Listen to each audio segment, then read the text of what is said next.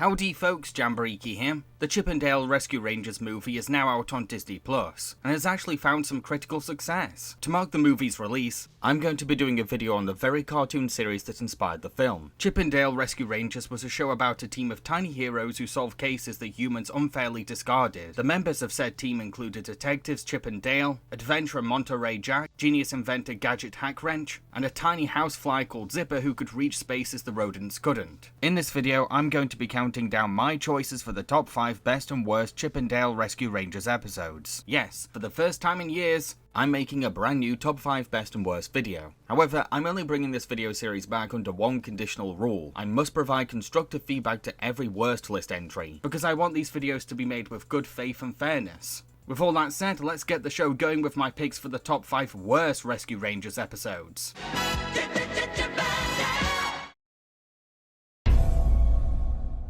An Elephant Never Suspects. In this episode, the Rangers are helping their zoo friend Elliot the elephant stock his peanuts pile, but Elliot's dad, the Colonel, discourages his son from befriending rodents. We then learn that a thief has been stealing peanuts from all the zoo animals, so the Rescue Rangers agree to investigate this case, and stake a watch out the next night. However, Chip and Dale miss the thief, and the Rescue Rangers become prime suspects in the eyes of the zoo animals. It's up to our heroes to clear their names by finding the real culprits, who turn out to be a pair of homesick pandas using peanut oil to fuel a machine to help them dig back to China. Now, this isn't a particularly bad episode. I mean, this is the only time where the Rangers are suspects themselves, and have to solve a case to protect their reputations as heroes. My problem is that the episode just comes off as disappointing. The show's theme song really hypes up every episode we're about to see, and most episodes live up to that build-up.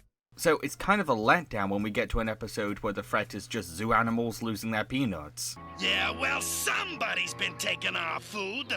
And look to those sinister-looking simians behind you. Hey, not us. We was robbed too. There's also this very mean-spirited atmosphere to the episode. You've got the Colonel planting prejudice into his child, all the animals yelling blame at each other, the zoo animals mocking the Rescue Rangers for saying that they'll solve the case, and the Rangers themselves eventually becoming unfairly demonized as crooks. Heck, a big part of me didn't even care if the Rangers helped these zoo animals, because they're so rude, grumpy, and hostile. Yeah, I get that they must be hungry and stressed, but it's hard to feel sorry for characters that are constantly jerky. So your interrogations came up with nothing. That's about what I expected from you rodents. The only animal worth sympathizing with is Elliot, because he's just a cute innocent baby elephant. But even he ends up doubting the Rangers' credibility thanks to the adults. Papa, please, they're my friends. I'm sorry, son, but those scoundrels were just using you to get to our peanuts. No, Papa, they'd never do that. I don't think. The pandas aren't great antagonists either. Yeah, the machine they've built is awesome, and homesickness is a unique motive for a crime, but the clues we're given are way too on the nose. Almost like the episode doesn't trust kids to be smart enough to read subtle hints. Hey, what's this thing? Oh, please do be careful. It is very delicate. Sure looks neat. It is our digging machine. He means for our garden. How could have this episode been better? Well, first of all, the zoo animals should have been written as friendly victims for us to feel sorry for, rather than passive-aggressive bullies. Secondly, the stakes should have been much bigger. Like, what if the zoo's water is being drained, and it turns out that a supervillain is using said water for a big scheme that could affect the whole city, while said baddie frames the Rescue Rangers as the draining culprits? Something like that, maybe? Again, it's not that terrible of an episode, but it doesn't live up to the show's usual expectations, and stands out as one of the more boring stories to me. Dirty Rotten Diapers. When the Rangers come back from a mission all banged up, Gadget insists that they all lead a more pacifistic approach to taking on baddies. The Rangers practice more peaceful methods on smaller crimes, and then move on to a bigger scheme. A pair of robbers who are conning childless parents into adopting a baby, and then using said baby as an insider to get into the parents' house. However, this baby turns out to be a little person disguised as an infant, and the leader of these thieving crooks. I do like the premise of this episode, but the execution is very flawed. I mean, yeah, it's a pretty creative scheme, but the robbers don't exactly do a good job covering their tracks. From breaking into houses during broad daylight without wearing masks, to leaving behind an obvious pattern for the police. I also think that the Rangers learning to pull back their violence is a nice idea. It's just that Gadget ends up being really preachy about the whole thing, as she constantly halts the eager for action Rangers to lecture them about being more peaceful. I'll trash that little bug! nailed it, Monty. We're here to practice non-violent means of solving crimes, remember? Heck, she even hands out gold stars to the Rangers for their pacifism, like she's a teacher hosting a lesson on the episode's theme. It's just not fun to watch and ruins the pacing. Yes, Gadget does eventually give in to violence as a last resort, but she switches camps really fast, and just becomes a different kind of annoying extreme, angry and hostile. Where is he? Let me at him! Will somebody hose her down? My solution for turning this into a better episode? First, make the villain a one-man act, a little person who pretends to be an abandoned baby door to door. Then there's less obviousness to his scheme, and we can buy that he's gotten away with it for this long. Heck, at one point he manages to convince a rich couple to take him in on his own. He doesn't actually need them.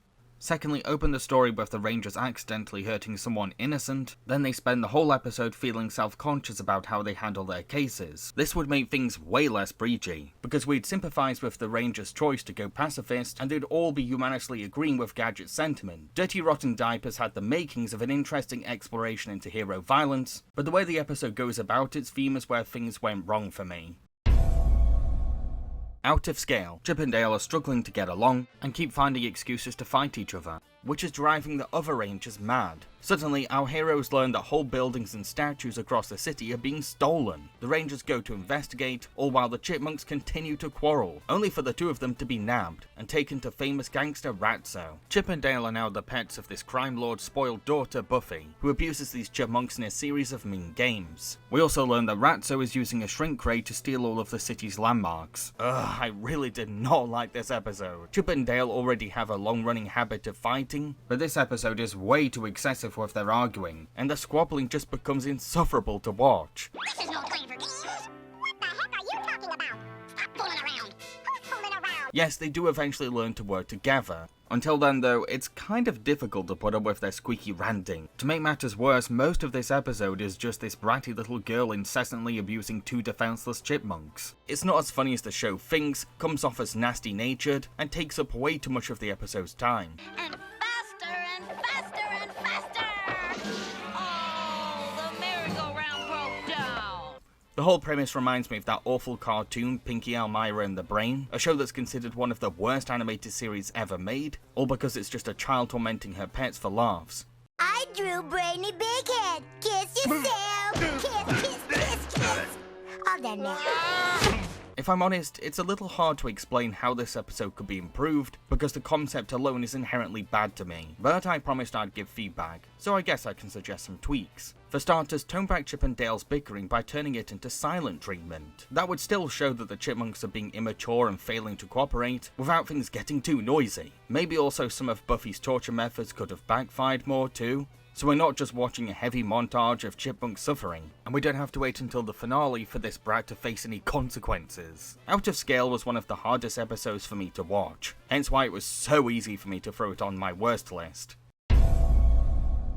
It's a bird, it's insane, it's Dale. When a radioactive meteor lands on Earth, a piece ends up in the hands of Dale, who gains stretch powers, and takes on the role of a superhero, while another shard is found by a sleazy travel agent called Seymour, who uses his rubbery powers to steal famous monuments for ransoms. Unfortunately, Dale's superhero fame goes to his head, plus people begin mistaking Seymour for Dale. Nearly every 80s cartoon has its own Jump the Shark episode, and I have to say that this is Rescue Rangers one. A gimmicky high-concept plot that steers away from the spirit of the show. You see, the appeal of Rescue Rangers is seeing the diminutive characters proving that they can be heroes despite their disadvantages. So seeing Dale suddenly becoming conveniently overpowered kind of betrays that charm. We give up! Sure, the other Rangers do get to use their natural skills, but they're still being aided by a fantastical advantage thanks to Dale. Don't get me wrong, it's kind of fun seeing a chipmunk becoming a Cape Crusader. I also won't deny that this episode has some of the show's most imaginative and creative animation. All thanks to the rubber nature of Dale and Seymour's superpowers. I could do this all day.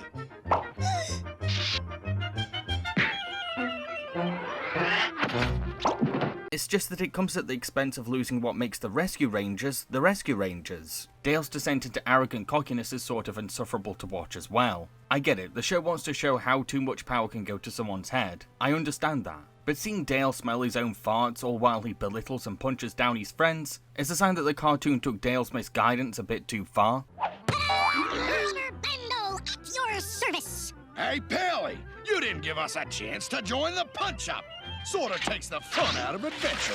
Sorry, Monterey, but it's the job of us superheroes to look out for the little guys.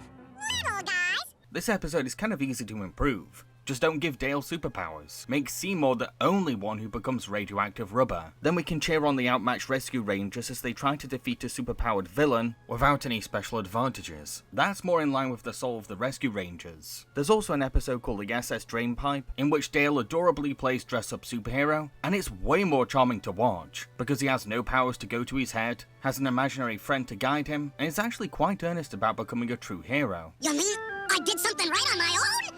I'm a hero? I knew you had the stuff. This is how a superhero Rescue Rangers episode could be done well. Unlike It's a Bird, It's Insane, It's Dale, which goes against everything I love about this show, while also making Dale very difficult to tolerate as a character. Shipwrecked Chipmunks. One day, the Rescue Rangers are testing out Gadget's new motorboat at sea. But things go wrong, and the team end up shipwrecked on an island. To make matters worse, they then hear a radio warning for a hurricane heading their way. While Chip and Gadget are building a boat home, Monty and Dale end up finding a huge pile of treasure and decide to take it. Then, the pirates suddenly turn up on the island, saying that they've come to find the very treasure that Chip and Dale stole. Now, this episode does have high stakes going for it, with our heroes being shipwrecked on an island while a hurricane is on the way, and pirates are about to find their treasure missing. Despite all that excitement though, I feel like this episode is the biggest low point of the show, all because of how Dale and Monty's gold fever ends up flanderizing their characters. Look, I'm down for a fable about how greed and wealth can ruin a person's morals, but this cartoon pushes that lesson a bit too overboard in my eyes. Yeah, give this back! Come back here, you greedy little goldmonger! What are you calling a goldmonger, you selfish sneak? What really made me want to put this episode on my worst list though, was the moment where Dale and Monty decided that they wanted more time to find a way to get the treasure home, so they resort to violently smashing up Gadget and Chip's rescue boat, which took their friends a lot of time and work to build. This terrible action not only removes the rescue rangers' chances of escaping the pirates, who are bound to go after our heroes once they see the treasure missing, but also breaks the whole rescue ranger promise, which is to, rescue people in danger. Yes, Dale and Monty do end up trying to fix everything, and eventually say sorry to their friends, but just before the credits roll, they're still putting treasure before friends. So they didn't really redeem themselves, and I still had a sour taste from what they did. To fix this episode, I think that the pirates should have said that they would only take the rangers home on their ship if our heroes found the treasure they're looking for. So the rescue rangers would have to work together to collect the treasure. Monty and Dale could still be conflicted over keeping the treasure from the pirates, but Gadget and Chip could help them fight their gold fever. This would keep the episode more in line with the show's theme of teamwork, and help put a cap on Monty and Dale's gold fever antics. Shipwrecked Chipmunks has a very fun setup for a Rescue Rangers adventure, but I think it got way too carried away with showing how gold made Dale and Monty selfish and greedy. So we're halfway through this video. I'd just like to remind folks to subscribe to my YouTube channel, and if you're already subscribed, don't forget to click the notification bell. Thank you. Now let's move on to my top 5 best episodes list. Countdown away!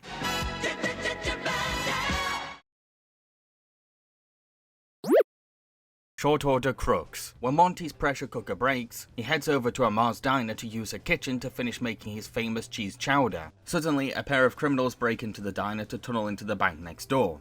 Ma catches them sneaking around, so the two crooks lie that she's won a holiday to Miami, going as far as buying her a plane ticket and promising that they'll take care of her diner while she's away. However, when Monty's cheese chowder is a hit with the local cops, the thieves end up being too busy running the restaurant to dig a tunnel. They also can't just stop serving customers because that would make the police suspicious. The crooks are terrible cooks though, so the rescue rangers have to keep making the cheese chowder themselves to keep Mars Diner in business, only for our heroes to later realize the crooks' criminal intentions. It's really funny seeing these villains coming up with a devious plan, only for their time and energy to be drained by keeping up their substitute cooks act. Even though we're meant to despise them, I can sort of relate to their struggle over balancing work with a dream goal. Ain't we gonna do any more digging tonight, Fry?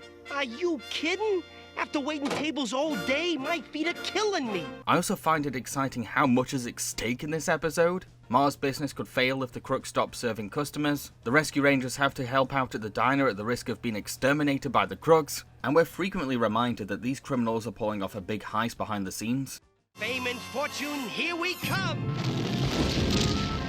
The most wonderful aspect of the episode, though, is how it makes us genuinely sympathize with Ma. The episode is fantastic at making us understand why the Rangers are risking everything to protect her livelihood. She's this sweet old lady who playfully banters with her loyal customers. You make the best donuts in town, Ma.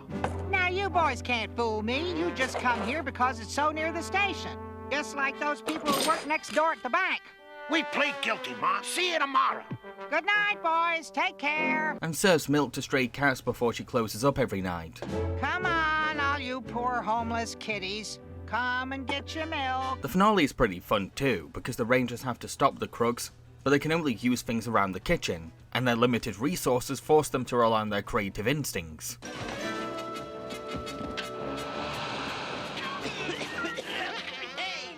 What's going on?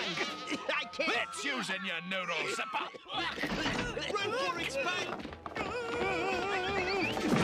But the cherry on top of this episode is its lovely ending. When Ma comes back from a holiday, the Rangers have not only cleaned the place spotless, they've also left behind a recipe for Monty's popular selling cheese chowder for Ma. I'm not crying.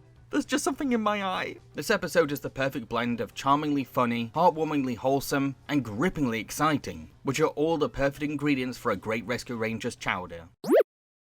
A case of stage blight. One evening, the Rangers end up attending an opera. Gadget loves the culture of it all, but Dale only enjoys the sword fighting. Then, out of the blue, two mysterious short characters attempt to kill the lead actor of the opera, Clarence Dudley. So the Rangers chase after these two attempting murderers, only to learn that their puppet's being controlled by the eccentric Suinose, a gator who dreams of being a star. Suinose plans to steal Dudley's role by replacing him, and it's up to the Rangers to stop this gator. Oh man, this episode is so much damn fun. And you want to know why? Suinose. This gator steals the episode with his larger-than-life personality and flamboyant villainy. I think Monty sums him up perfectly with this line. He's better than a room full of Jamaican fruit bits, but you gotta admit, he's entertaining. I love how his love for the theatre defines him as an antagonist. Like, he turns the Rangers into literal puppets to perform his own show, he's constantly finding excuses to monologue, and his whole villain motive is based on a desire to become a star. There's also a sympathetic side to him. You see, as a baby gator, he was taken from his home in a Louisiana swamp, sold in a pet shop, and then his owner flushed him down the toilet. Now he hides in the sewers, wishing he could share the stage with the actors, all while knowing deep down that he would never be accepted by humans. He could have become an actor in the animal community, but he stubbornly dreams too big, and that's what drives him into entitled villainy. One shouldn't perform on a full stomach anyway.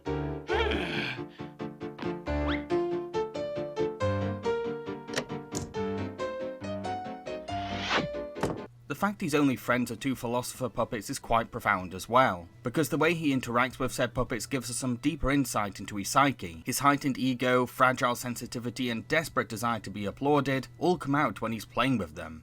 Why, thank you, Euripides. You are too kind. Of course he's too kind. You stink. I give him the thumbs down.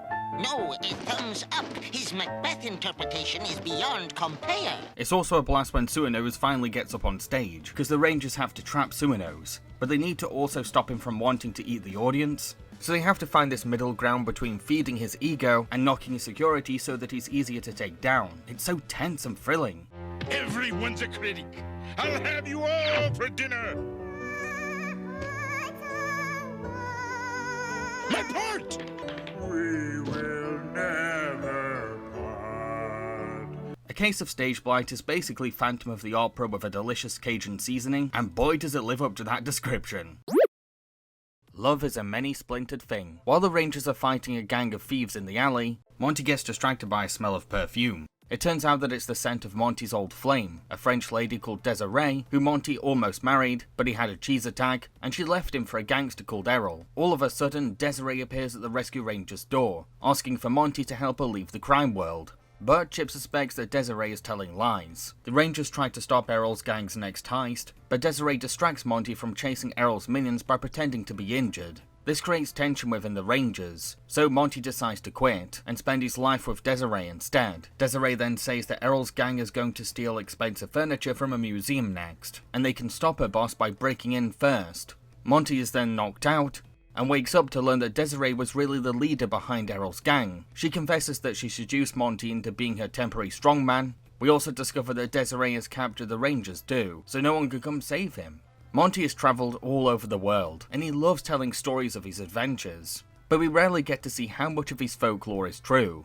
So it's great to watch an episode that confirms Monty's past, because it helps develop him into a richer character. There's actually quite a few episodes where the Rangers fall out, and I think this is one of the better examples. We can understand both sides of this breakup, because Monty is wanting to redeem his regrettable past actions by being more attentive to Desiree, but Chip also has every right to blame Desiree for manipulating the team's strongman with a phony distraction. It's not your typical soap opera breakup, it's more complicated than that. Heck, Monty even feels bad for leaving his friends. They was the best mates I ever had. Before the Rescue Rangers, I just bounced from port to port, looking for the next piece of cheese. And Dale tries to get Chip to be more understanding of Monty's side of things. Hey, Monty walked out on us, remember? He wouldn't have if you hadn't opened your big mouth. I just didn't trust that Desiree to lure. That's his business. Don't be so nosy. Desiree herself is a beautiful femme fatale who knows how to take advantage of Monty's sensitive heart, or play the role of a victim who got trapped in the crime world. We end up generally hating her for tricking poor Monty and tearing apart the Rescue Rangers. Oh, mon chéri. It is like the old days in Paris. Another French fry, s'il vous plaît. Just you and me. No worries, no responsibilities. No friends. Well, aren't we cheery? When Monty realizes the truth about Desiree, he sinks into the blues. The Rangers don't scold or mock him for falling for Desiree's tricks though. Instead, they knock some sense into him and motivate him to move on. Chip was right. Desiree was just playing me for a fool. So Desiree tricked you. So what? You gonna let her get away with it? You're a Rescue Ranger. Love is a Many Splintered Thing is a top-tier episode that further develops the most mysterious Rescue Ranger, while also taking big storytelling risks. It needs to be on my best list. Good Times, Bad Times. Winifred is a cleaning lady who wants to become a witch, but she needs to make a powerful potion in order to do so. So she sends her familiars, Bud the Snake and Lou the Spider, to find each ingredient for her concoction. It's up to the Rescue Rangers to stop the list from being finished. Luckily, a bat called Foxglove comes to help them, mainly because she has a crush on Dale. Unfortunately, it turns out that Foxglove is one of Winifred's familiars, but maybe this bat would rather help our heroes. Winifred's list itself is a great way to set the stakes for this episode's story, because the more items that get ticked off, the closer our villain gets to reaching her goal. At the same time though, the list gives the Rescue Rangers a huge advantage as a team, as it lets our heroes know where Winifred will strike next. What are they going after next? A chieftain's hair. Mind if I have a peek? What's a chieftain? I only know one chief of anything. You mean stake out the chief of police? Speaking of Winifred, she's one great villain. She's not your typical generic witch, but instead an ex-cleaning maid who is transitioning into witchcraft. Her broom is a vacuum, her wand is a sponge stick, and her whole lair is a laundromat. Couple these creative choices with her wicked campy personality and Tress MacNeille's trademark raspy old lady voice, then we have one unforgettable witch antagonist. Broken broomsticks! You'll pay for that! But what really makes this episode stand out the most is the character of Foxglove, a fan favourite who is maybe the most complexly written Rescue Rangers guest character. You see, Winifred is Foxglove's only friend, so she's been raised by an abusive owner who treats her badly, and she sadly feels like Winnie is all she's got. Then, when Foxglove meets the Rescue Rangers, a group of new friends who appreciate her help, she suddenly feels conflicted between being a loyal witch's assistant and protecting these heroes. She has to find the courage to abandon the villain's side and become a Rescue Ranger in her own right. I think I'll try turning you into a jellyfish. Don't do it, Freddy. No! Foxglove, don't! Change Dale back and promise to let us go or I'll drop this and ruin your spell. Foxglove's crush on Dale is very cute too, because it's adorable seeing such a timid character flirting. Come to think of it, that boulder was plenty heavy. Oh. Yeah, she does make him visibly uncomfortable, but considering her upbringing, I doubt she's been taught about respecting boundaries yet. Good Times, Bad Times is a classic Rescue Rangers episode with a quirky plot that pushes the Rangers into an unusual fantasy conflict, all while giving us a standout antagonist and a sympathetic villain sidekick who will steal your heart.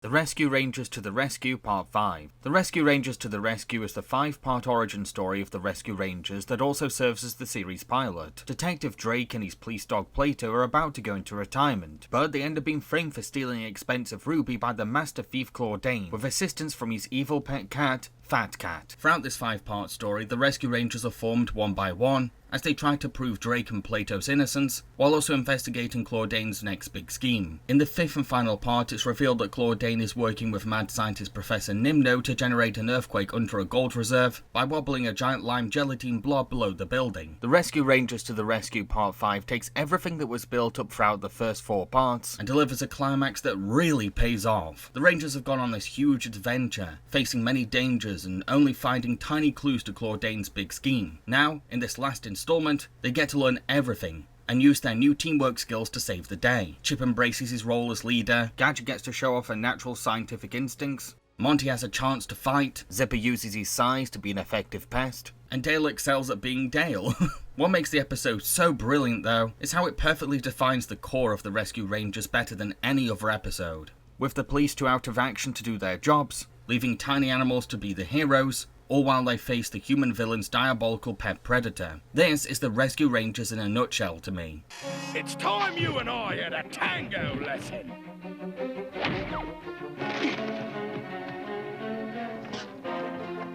It's particularly moving seeing the Rescue Rangers being founded, because there's something heartwarming about this iconic team coming together and finally finding their identity as a service to the public. I believe in you.